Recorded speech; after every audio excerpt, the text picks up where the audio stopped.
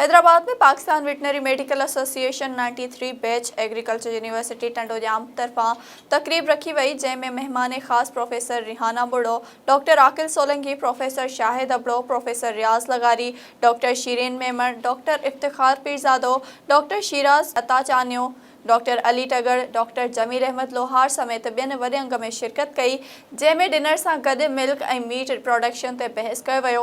हिननि चयो त पोल्ट्रीअ जी वधंदड़ क़ीमत जे ज़ाब्ते जे लाइ 93 बैच जे डॉक्टरनि गौर वीचार कयो।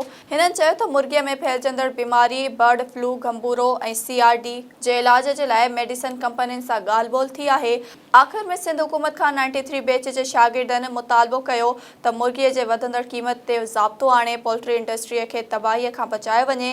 हिन प्रोग्राम में उमिरि जी सादत हासिल करे ईंदड़ बैच 93 जे डॉक्टर शाहिद अबड़ो खे अजरक जो तोहफ़ो पेश कयो वियो, जॾहिं त दुबईअ खां ईंदड़ 93 बैच जे डॉक्टर अज़ीज़ मीराणीअ जो केक पिणु काटियो वियो, जॾहिं त प्रोग्राम जे आख़िर में म्यूज़िक जो प्रोग्राम बि मुनक़िद कयो वियो। 93 बैच जे शागिर्दनि संदसि क्लास फेलो प्रोफेसर रिहाना बुढ़ो ऐं प्रोफेसर शाहिद अबड़ो ऐं प्रोफेसर रियाज़ लगारी खे ऑनर पेश कयो वियो। एक्चुअली असां सभु 93 बैच जा आहियूं ऐं सभु यको मुख़्तलिफ़ फील्ड्स में असां हर कोई फ्लोरिश था ऐं हर कोई पंहिंजा कमकारियूं करे थो, को प्राइवेट कंपनीज़ में आहे, केॾा पंहिंजा पर्सनल बिज़नेसिस आहिनि। त हिन गेट टुगेदर जो ॿ मक़सद आहिनि। हिकिड़ो त इहो त असां पंहिंजे हिक ॿिए सां माना मिलूं ऐं हिक ॿिए जा जेके ॾुख सूर आहिनि उहे वंडे सघूं। ॿियो इहो आहे त असां सोसाइटी जे लाइ कीअं बेनिफिशियल थी था सघूं, छो त असांजो पंहिंजो हिकिड़ो ट्रस्ट बि आहे न VWA जे नाले सां, वेटनरी वेलफेयर एसोसिएशन जे नाले सां। त उन जे बि साल में जेका कारकर्दगी थी आहे उन जे बारे में बि हिक ॿिए खे अपडेट करण जे लाइ अहिड़े क़िस्म जी गैदरिंग सदाईं हर साल थींदी रहंदी आहे। क्लास फेलोज़ जी गैदरिंग आहे, 93 बैच असां गॾु पढ़िया आहियूं। या ख़ुशि नसीबी आहे जेको पुराणा यार मिलनि था, स्पेशली क्लास फेलोज़ जेके गॾु थींदा आहिनि, पोइ उन्हनि जो पुराणियुनि ॻाल्हियुनि जो जेको चस आहे उहो चस ऐं रस वठण जे लाइ त पहुता आहियूं।